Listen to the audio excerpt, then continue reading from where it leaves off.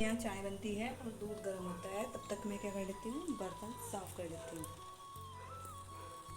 तो नीरज स्कूल जाने के लिए रेडी हो गया है और मेरा नाश्ता भी लगभग तैयार ही है। किचन में मैंने आज भिंडी की सब्ज़ी बनाई है और मैं फटाफट इसको दूध देकर टिफ़िन रेडी कर देती हूँ। दोनों बाप बेटों के पराठे नहीं बनाती हूँ मैं, क्योंकि हमारे घर में पराठे नहीं खाते, रोटियाँ ही खाते हैं। कभी कभी चलते हैं पराठे, वो भी कभी आलू की कभी। तो मैं टिफ़िन पैक कर रही हूँ दोनों के, बेटू के और पापा के उसके, क्योंकि 7:30 बजे दोनों की टाइमिंग सेम है जाने के लिए। नन्नू को सब्ज़ी दी गई है भिंडी की और इंस्ट्रक्शन दिए गए हैं कि पूरी फिनिश होनी चाहिए, क्योंकि ये हमेशा सब्ज़ी बचा के लाता है मेरा बेटू, क्योंकि बहुत हरामी बच्चा है ये। सब्ज़ी इसको खाते हुए पता नहीं कि बुखार चढ़ता है क्या होता है।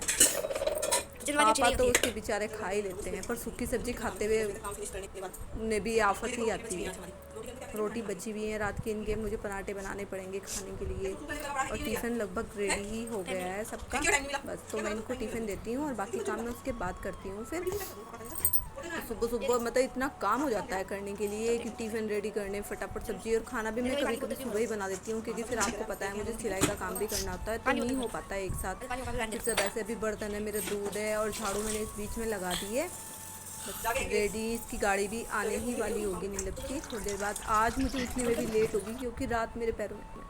अभी किचन की सफाई करने के बाद बर्तन बुर्तन धुल रही हूँ मैं। सारा काम मतलब कि एक बार ही फिनिश करके किचन से तब भी बाहर निकलती हूँ। फिर उसके बाद ही जब लेट हो ही गई आज नहाने के लिए मुझे, नहीं तो मैं बिना नहाए नाश्ता नहीं बनाती। पर फिर मैंने देखा टाइमिंग भी बहुत हो गई है, तो अगर मैं नहाने जाऊँगी फिर मुझे टाइम लग जाएगा और इन लोगों को भी नाश्ते के लिए लेट हो जाएगी।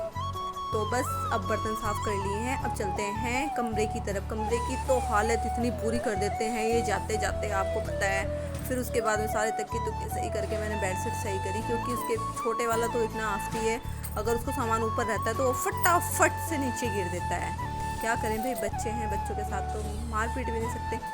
कितना समझाएं छोटे बच्चे को, तो आप जिनके घर में छोटे बच्चे हैं वो समझ ही सकते हैं कि कितना काम फैलता है। वो तो मेरा काम इतना फैलाता है कि झाड़ू पोछा लगाने के बाद सब काम मैं फटाफट फिनिश कर दे रही हूँ। बस अब मुझे पोछा लगाना ही बाकी है।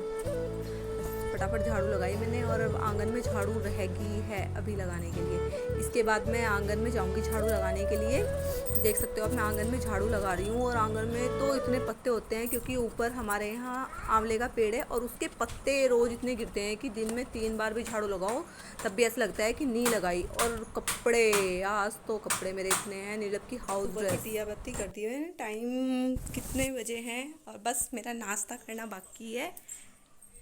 9 बजे हैं और सारा काम मेरा फिनिश हो गया। अब मैं करती हूँ नाश्ता, भिंडी रोटी और चाय। बस एक काम रह गया मेरा, मेरा टोटल सो गया, क्योंकि बस इसको नहलाना। बेचारा नहाने के लिए दोस्तों इतना परेशान रहता है ना मेरा बच्चा, पर पता नहीं आज कैसे सो गया। सोता तो ये नहा के है हमेशा। कोई बात नहीं, अभी थोड़ी देर सो गया है तो थोड़ा सा मैं टीवी देख लूँ। मोटू पतलू चल रहा है बाप रे।